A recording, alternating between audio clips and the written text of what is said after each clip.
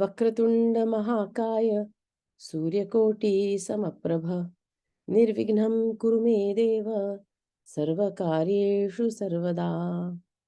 Om Shanti Shanti Shanti. And before we begin, I want to impress upon this batch, if there's one thing that you can learn, one word that you can learn. A lot of people who are practitioners of Ayurveda love to call it Ayurveda, Areyouu, Ayurveda. And if that's one thing, if we could just forever get out of our minds, it's Ayurveda. I know that sounds ridiculously simplistic, but now that I've mentioned it, you'll listen for it and you'll hear it, even with a lot of these Ayurvedic presentations that even you listen to when people don't know how to say it, they'll say Ayurveda. So just keep that in mind. So I just wanted to start with that. Okay. And if I ramble, I'm going to keep my eye on the clock here so I don't ramble too much. All right. So I'm going to advance the slide. So this is some of the expectations. And I think Monica Ji will go over these expectations with you guys. But this is, I believe, an elective course. And for the counselors, about 30 hours basic stuff. For practitioners, 75 hours. Some of it is asynchronous. And really, if you could, if for the practitioners, and I don't want to speak for Monica Ji, but I believe the expectation is about 300 words, familiarity with words of your choosing, if you could keep a glossary. So we'll go through this presentation. Today's more of an introduction, and then we'll dive in. And Atul Ji will be teaching, far more qualified than I. He will be teaching, I think, most of it, but I'll do what I can. All right. So I'm on a Mac, so my screen doesn't advance the same. There we go. Okay, so Sanskrit, we sometimes you'll hear me anglicize it as Sanskrit because I'm code switching in my head. So Sanskrit, I might say Sanskrit, I might say Sanskrit, I might use the Marathi pronunciation of Sanskrit. So there's different ways you might hear it come out of my mouth, but Sanskrit is the language of the Devas. Devas, this is the understanding in India. This is the Indian perspective. I'm giving you the authentic Indian perspective, and then I'll give you later on the Indological, maybe Western perspective of the Indologists who later came and who studied Sanskrit in the 1800s. A lot of them with the aim of missionary conversion. So a lot of them came in and really wanted to see what makes these Hindus tick, and we better learn their language so that we can get into their heads, figure out what's going on here, and get them on our side. So a lot of that, a lot of great works actually were mission-driven, but dictionaries and whatnot, translations. So that's a different perspective. That's usually what's taught at the universities in the United States from an Indologist, Western Indologist perspectives, especially German. I'm going to be talking more about the inside look, how we view ourselves from the inside. So according to the Indian thought, Sanskrit is the language of the Devas. Devas, you might recognize DEV, that little prefix. Devas means gods, divine, divinity.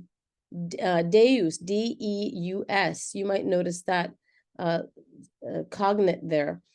So Devas were the gods, small lowercase g, not uppercase G, big God. And God, but that is the language. That's where it originated, and it originated from the mouth of Narayana. So Narayana is a form of Vishnu, and Vishnu is the maintainer, sustainer of the universe. we'll get into a different, there's a whole different thing I do about the Hindu philosophy.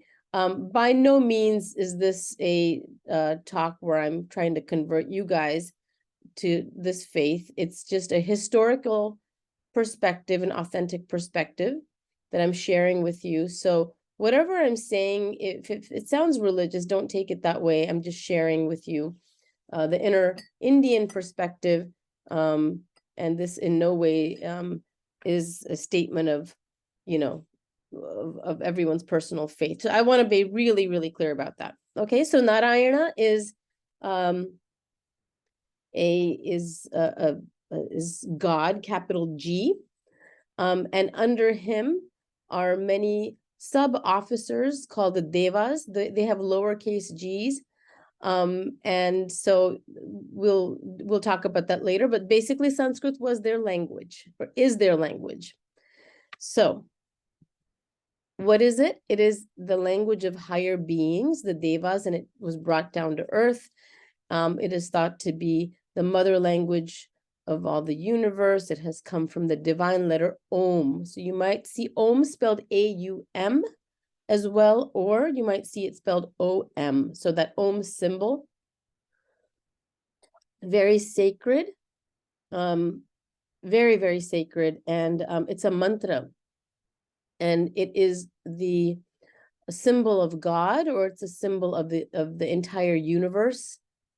It is said all sounds came from Om, and all sounds combined create an Om sound.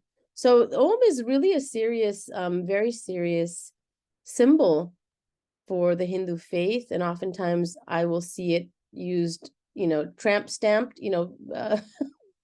I'll see it tattooed on people's feet, or, just at the bottom of their, low back. That's what I mean by the tramp stamp, all the way at the low back, kind of sexy, Om. So sometimes that hurts my feelings, but what can you do?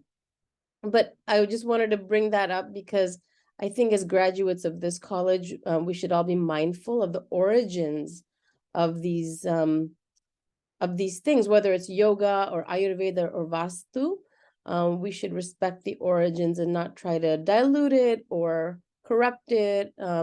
A lot of times we'll see goat yoga and beer yoga and wine yoga. So these take away from the pure tradition.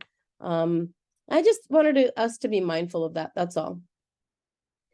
The entire Vedic text in India, the 4 Vedas, Puranas, Upanishads, and the text for Vastu, which is like feng shui, Ayurveda, they all use Sanskrit verses. So it's nice for us to know how to at least have some familiarity with the Sanskrit. And I don't think anyone's expecting you to be a master at it, but just to understand some of the basics, so that some of the pronunciation especially can be preserved. And that's so important because one word spelled in English with Roman letters can be pronounced in 2 different ways, right? You can have N-A-D-I, which could be Nadi, or it can be Nadi. So one means river, one means pulse.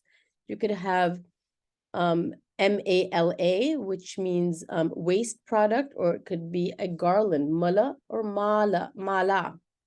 You could have bala, which means strength, or bala, which means child. So that's the real reason why we want to bring up some of these words and also how to spell them properly. And we're going to get into that. Actually, Pandit Atulji is going to get into that, the whole system of how to use those diacritical marks, which are the little squiggly lines and dots and stuff that you see over letters to help us pronounce it and approximate the actual pronunciation. And that's important because you don't want to say the wrong thing. That would be wrong. So any form of Ayurvedic knowledge is a direct or indirect translation of the original Sanskrit verse. Learning Sanskrit and Ayurveda together is powerful because it allows you to embrace the best of everything.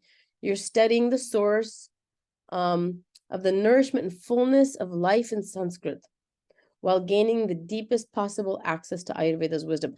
By the way, Monica G, this is great.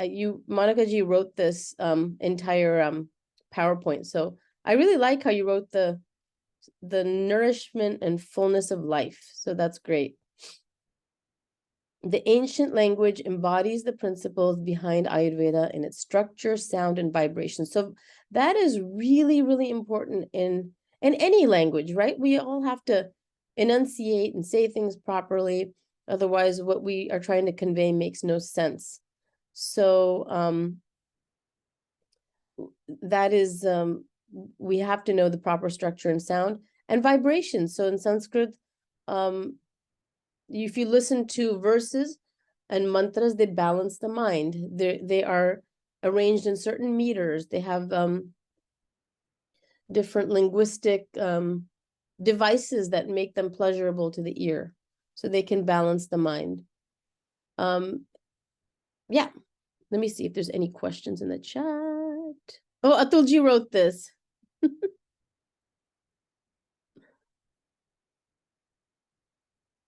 I had no idea, Monica G, that his grandparents were missionaries. Oh, wow.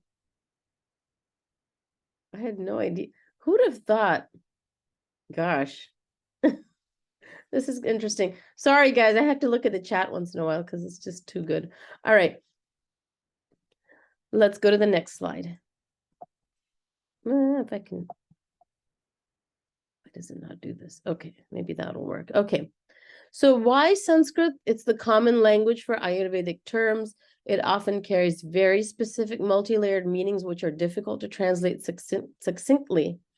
It's interesting. So I had a book when I was a child called Vedic Mathematics, and the reason why I'm bringing this up is that a lot of these ancient formulas like Pythagorean, by the way, India never gets credit for the Pythagorean theory and all these things that were there in the past. But anyway, a lot of these ancient theorems were encoded in the Vedas, but they were often hidden. The meaning was hidden. So if you read the actual verse, it was something like, I'm going to make it up. Oh, Indra, giver of rains, when you read the English translation, please give me 100 brown cows and 100 pots of gold, and, may my fields be plentiful. But it was multi-layered. That was what it was on the surface. If you actually decoded it, and I'm by the way, made that up, that shloka, but the idea was if you decoded it, there were mathematical formulas hidden in there. And at first, when these Western Indologists came to India, they thought that the Vedas were very primitive because they didn't understand the deeper meanings. And later on, they were able to decode it. But on the surface, you might just see something that doesn't really reveal the whole secret. So that's why Sanskrit's important. A lot of times also it's difficult to translate succinctly because some of those words we don't have modern correlations for. So when we do translate into English, we do the best we can. But it's a very rich language. It carries meanings of core concepts amongst global Ayurveda community with little loss of translation. All source texts of Ayurveda are written in Sanskrit. True. Critical concepts are expressed in verses and sutras. Verse in particular has rhythmic patterns which aid in memorization. So if you look at, little children in India, when they're learning shlokas, particularly the old Vedic mantras, you'll often see them rocking back and forth in a certain way that helped them because it was physically, they were moving their bodies and they were also rocking with the rhythmic patterns, and that would help aid in assistance and assist in their memorization of the verses and sutras.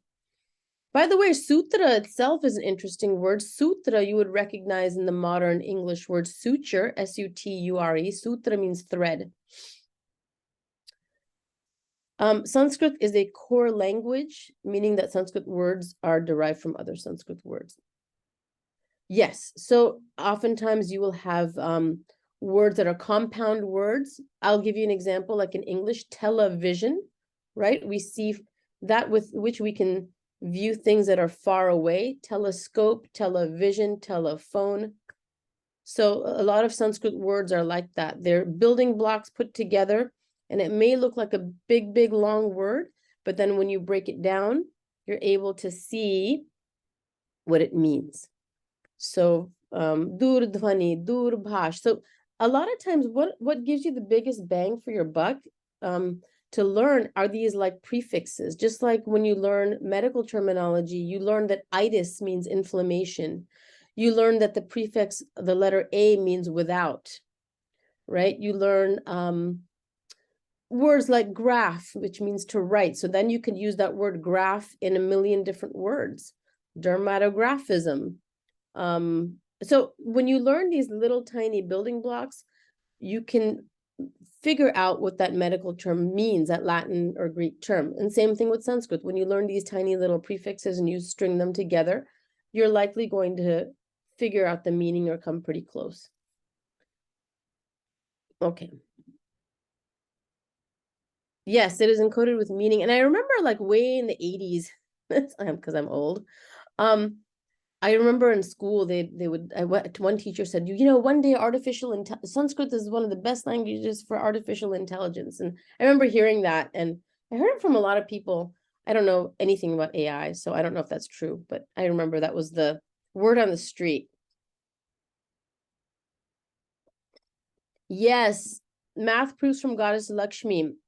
And actually, I was just reading that some of his science is now being used to investigate black holes, Ramanujan. And if you ever get a chance to watch that movie with Dev Patel, it's a great movie because he talks about his he would go into these trances or he would see dreams, and Mahalakshmi would give him all these mathematical proofs. And so he would say all his knowledge is from Mahalakshmi, who is the wife of Vishnu. So anyway, thank you for adding that. I love that. This is why I'm so glad you're here with me and I'm not doing this solo, Monica G, because you always have the best stuff in the chats. Okay, what page are we? Okay, so Sanskrit for practitioners of Ayurveda. It provides access for studying the root texts of Ayurvedic philosophy. So you're not like divorced from that, right? You're able to like say, okay, I have a bit of knowledge. Why don't I open up a translation of the Ashtanga Hridayam or Charaka Samhita or Sushruta and look at it. And I can look at each of the sutras and each of the shlokas and look at the meaning under it and enjoy it. You're not like, there's not a wall between you and those ancient texts. You too can access them. So there's that reason for studying Sanskrit. It improves a sense of learning Ayurveda and the ability to follow lectures, because when a lot of times you go to like a Nama conference and you might have a Vaidya from India and they just dive in and they throw terms around and they expect you to know, what does Jvara mean? What does Prasuti mean? These words. And so you're able to follow along. You're not like, what did that guy say? What did he say? So you're like, in step with them. It creates an overall more authentic learning experience. It deepens your understanding. I would imagine like if you were studying Chinese medicine, it would be the same thing, right? You would want to learn some basic Chinese. It's the same thing. Deepens understandings of sutras that have more complex meaning. It aids in comprehension of the mantras while you're meditating, so that they're not just sounds. They have meaning. They have a personal meaning for you. Makes the learning process much easier, calms the mind, enriches the learning experience with the healing vibrations, and increases connectivity and spiritual invocation. So this is the kind of the thrust for why Sanskrit's important to learn for the practitioners of Ayurveda. All right. All Vedangas, Anga means limb, so all branches of Vedas and scriptures are in Sanskrit. Just like the students of medicine need to learn Latin and Greek roots, similarly, we as Ayurvedic students need to understand the jargon, the roots, Sandhi, we'll talk about that, and possess an extensive Sanskrit glossary. We should have that. That is important. I really, really think that's so important. And it would give you such an edge, right? Like you you'd be such a superstar, to know these words, and it would give you so much joy that you're in it, you're learning it, you're immersed in it. So I think I'll leave this part more to Monica Ji to explain as what is expected. But I do know we talked yesterday, and a glossary list would be great for you to compile over the next, 18 months that you're doing Sanskrit, or however long. You'll create your own glossary, which will really be give you such a boost. Sandhi, let me come back to Sandhi, is are the rules for joining words together. So for example, an English Sandhi would be, for example, it is. To join it is together, we put an apostrophe between it. We omit that extra I from is. In its place is the apostrophe and then an S. So instead of it is, we'll say it's. So in that way, that is kind of like an English sandhi. Sandhi means to join. Would have, would have. So Sanskrit has, I'm oversimplifying it, but Sanskrit has many different ways in which to join words together, and that is called sandhi. Aparna ji, this is Manjulali. I just want to say that for the practitioner students here, we do not expect you to memorize any verses. Unless you want to do that, that's a different story. But just be aware that they exist. And more important is that by the end of the course, there should be a Sanskrit vocabulary of, the word meanings, basically. That's kind of more important. Yeah. Thank you. Because I didn't want to, yeah, thank you for clarifying that, because it comes from you is better than me trying to make something up. Perfect. Okay, we're halfway through. I'm surprised I'm doing well on time so far. Usually I ramble. Invocation mantra from Ashtanga Hridayam. This is the starting mantra. And we'll go through it. Ragadi rogan satutanu shaktan asheshakaya prasutan sheshan outsukya moha. Oh, shoot, this is so hard when I'm like nervous. Ragadi rogan satatanu shaktan asheshakaya prasutan sheshan. That's the first verse. Outsukya moha ratidan jaghan yo purva vedyaya namostu tasmai. It's hard because I'm trying to read the English below, and then I'm like, wait, the Romanized script below, and I'm like, wait, that's hard. That's actually harder than reading the Devanagari. So I was kind of going between the two. So this is a shlok that is a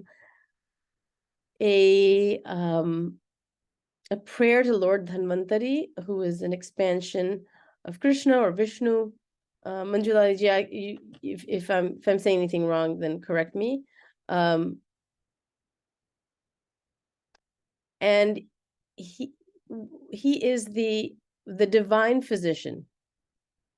So obeisance B to that rare physician, Apurva.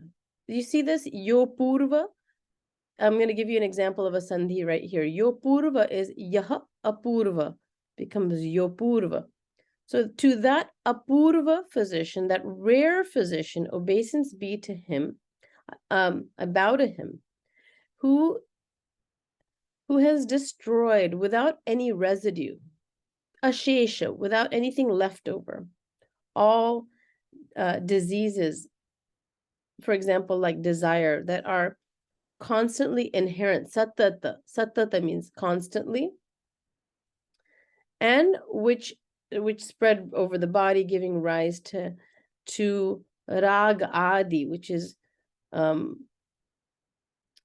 dreadful causes of disease, sense desires, hatred, delusion, anxiety, restlessness, all of these things.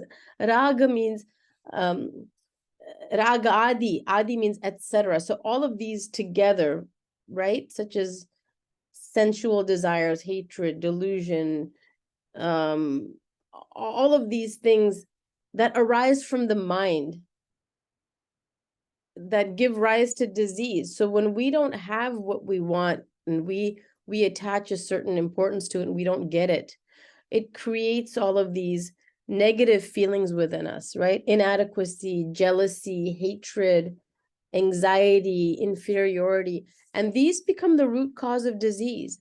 And furthermore, they foster more disease, right? Once you have the disease, then you're more miserable. So my namaskar, or my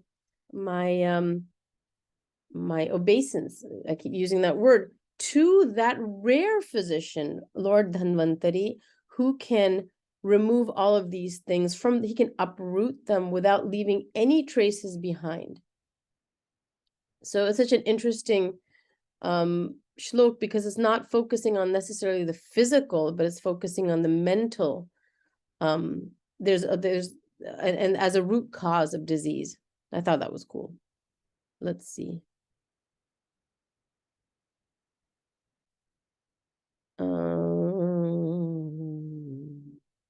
I'm just reading Somya's note here. Sandhi's important since most works are in the form of poetry where the meter is critical, right? There's different meters, Anushtuk Chandaha, Gayatri Chandaha. Sandhi allows you to manipulate the number of Aparna-ji, syllables. I've Yes. been trying to, do this verse for like 5 years now. Yeah. Just to sing it nicely. So I do it like, if you sing it, I do this one. Raga dirogan satatan shaktan asheshakaya prasatan sheshan autsukya moharatidan jagan yo purvavedyaya namostu tasmai. I love it. It's like the Tulasi mantra, Yes. in the ISKCON we sing the Tulasi. Like Mangala Bhavana Amangala Ka. Yeah, so that one's easier. The other, doing the hard meters, it's harder for me. So I do that one. It works. That's a great one. Yeah, this is like different tunes. Raga Dirogana Satatanu Shaktan Asheshakaya Prasurtana Shesha. Exactly. It's you can sing it, and that makes the meter fall into place. So then you're not like, yeah, thanks for reminding me actually of making it a sing-songy, because I was like, otherwise it's like you're like Raga Dirogan. It's not. And I just have to give you a funny story. So I grew up all over the United States, and for a long time I lived in the South. So I lived in North Carolina and Florida, and Christian South, and it was pretty religious, like back in the 80s, and people would say grace, right? I live in the San Francisco Bay Area where it's completely the opposite, but it was nice. We would go out to like restaurants, for example, and we'd see families holding hands and singing grace, saying grace. And, being a kid at that time, I thought, well, that's the normal way to pray. Like before a meal, someone would say, "Dear Lord, thank you for our food." And it was that was beautiful. And, this is the biculturalism of my life. I just had to share this with you because it's not really, it's sort of relevant. But my dad, he'd be like, "Okay, Aparna, it's time for us to do our prarthana, our shlok, grace or whatever at the table." We grew up saying those, and ours were always sing-songy. So instead of coming from like extemporaneously, like you would in a Christian prayer, where you actually list, "Thank you for the food, thank you for our wonderful hostess, thank you for the turkey on our table and the great food," and it was very much these shlokas that were pulled from the Bhagavad Gita or from the Vedas. And he would close his eyes, and we'd be like I don't know, like at Pizza Hut or something, right? And he would fold his hands, and he would be like, "Aham Vaishvanaro Bhutva Praninam Dehamashritah Pranapana Samayuktah Pachamyannam Chaturvidham." And as a child, I was just mortified. I'd be like, why are we the only family here at the restaurant who has to sing our prayers? So, but I didn't realize then that that was the ancient way. And now here I am full circle teaching a class, and we're talking about this. And there I was 8, 9 years old going, oh my God, I just want to like slink and slide in the booth under the table because we're singing our prayers and everyone else just gets to hold hands and talk out loud to God. Thanks, Jen. Anyway, yes. So I know sometimes I ramble, but I like to kind of talk about stuff like this because, you know, I don't know, maybe it might interest someone. Okay. So translation, we talked about it. It's an invocation to Lord Dhanvantari, the deity, the divine physician, the capital D, capital P, divine physician. Interestingly, there are also the Ashwini twins, Ashwin Kumars. They're twin physicians, and they are demigods. And they are also play a role in Ayurveda as well. But Dhanvantari is the topmost. He was created from the ocean of milk during the churning of the ocean by Devatas and Asuras. So if you look at this story from the Puranas, it is the ocean of milk was churned using a large mountain as the churning axle and a large serpent as the rope, divine serpent. And it was tug of war. It was a tug of war games. On one side, the serpent was being pulled by the devas, the gods, and the other side, the asuras, who were the demons. And the snake was wrapped around this churning stone, which was the mountain, the axle. And as they were churning the ocean of milk, you know, when you churn milk, up comes butter, up comes different things come out of milk when we churn it, right? So similarly, when this ocean of milk was churned, these wondrous things came out of the ocean of milk. And we won't go into this story, but Dhanvantari was one of them. And so this story is very symbolic. There's a lot of symbolism in this story, and it's a fantastic story. And I think it's one that's worth learning, reading about. I would love to talk about it, but we should move on. And in his hands, he's carrying Ayurvedic herbs, nectar of immortality. Sometimes you will see him in certain depictions carrying a leech. I said it, actually, a leech in his hand, which was used for bloodletting, I don't know if you guys have covered that, but he carried many different, he carried books, he carried scriptures, he carried many things in his hands.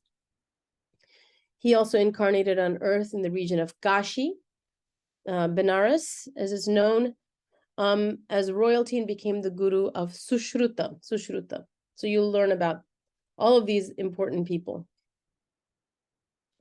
Let me take a quick glance at the chat and see if there's anything I'm missing. Yeah, yes. Yes, generated by AI. That's what I was thinking. I said, that's awfully AI looking. Especially with AI, you can look at the fingers are always creepy, right? Like AI can't get fingers right. That's how you can tell. That's what they say. Although I think in like 2 months, AI will learn. I'm just horrified. And feet, I know, feet. And his eyes, he's like 3 nostrils.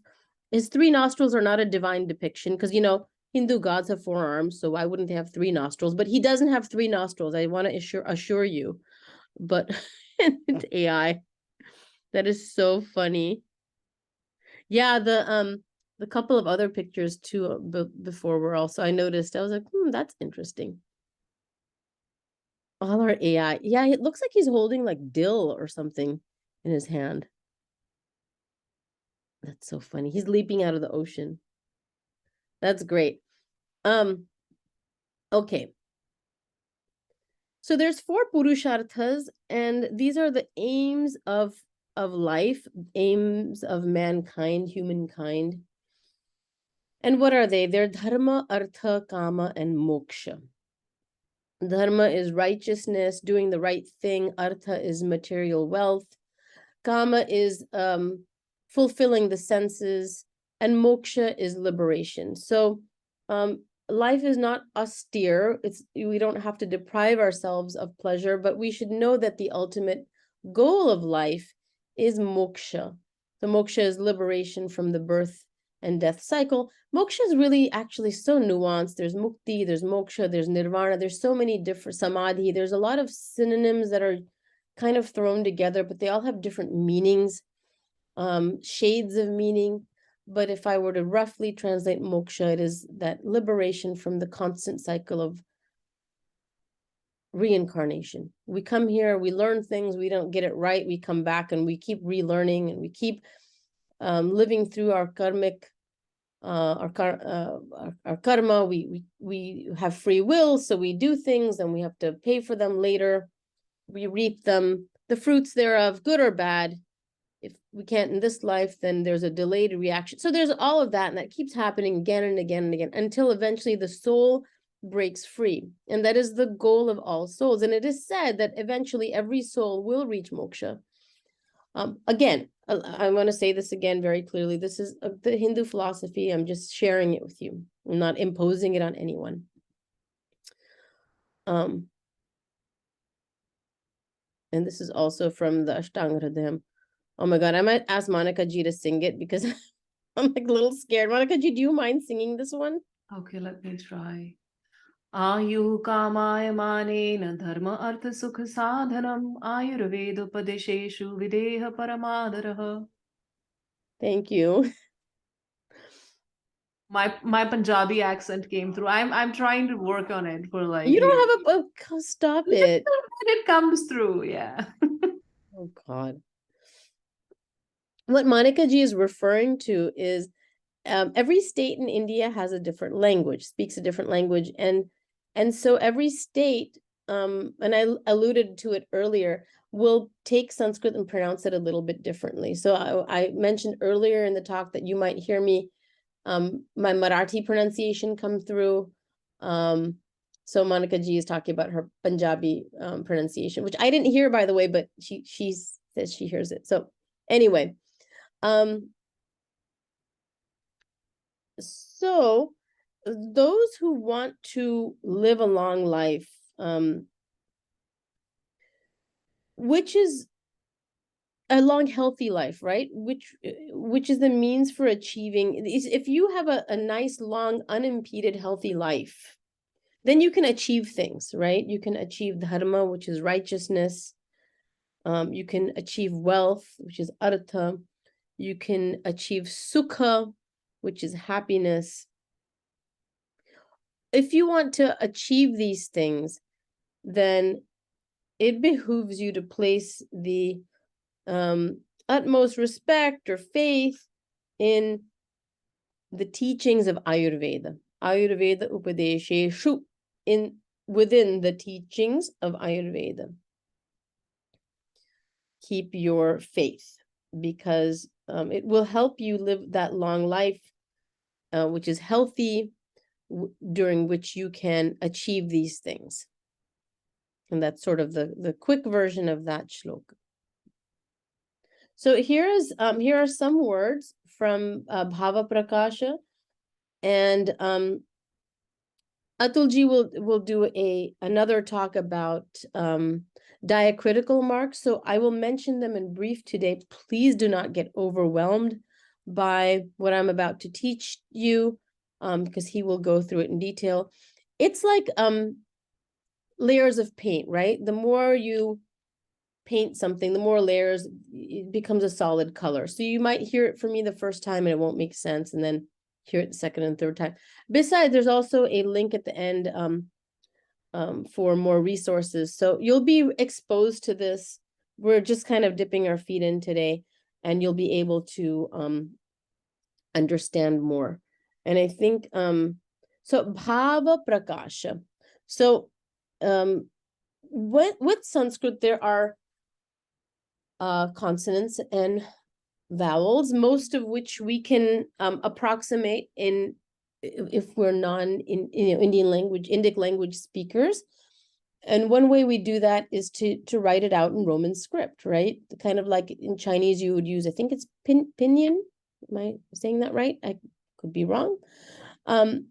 So same thing, we use something called IAST, which is the, I think, International Alphabet of Sanskrit transliteration or something to that effect. In which we use diacritical marks. And these are marks that you can see all over the page here, above and below the letters, that help us understand the Sanskrit pronunciation. So in this, actually for Bhava Prakasha, I would put a horizontal, it's like a sleeping line, horizontal line over the Bhava, the first A, and Prakasha, the second A of Prakasha. In Sanskrit, you'll see an A at the end of everything. There you go. Thank you, Prakasha. Sorry, the second, yeah, and the diacritical Manakaji on the Prakasha, not the first one. I think you accidentally put it on the first A. Prakasha. You will see things always ending with an A. That A is generally not pronounced like an ah. It's an it's a schwa sound. For example, yoga. It's not yoga, and it's not Ayurveda. But we can't help say that because it's written that way in English. So I don't really get my, I don't get bent out of shape. But this is more an FYI. We're not going to walk around saying yoga. Hey guys, did you go to the yoga studio? You're going to say yoga because it just flows better, but it's really yoga.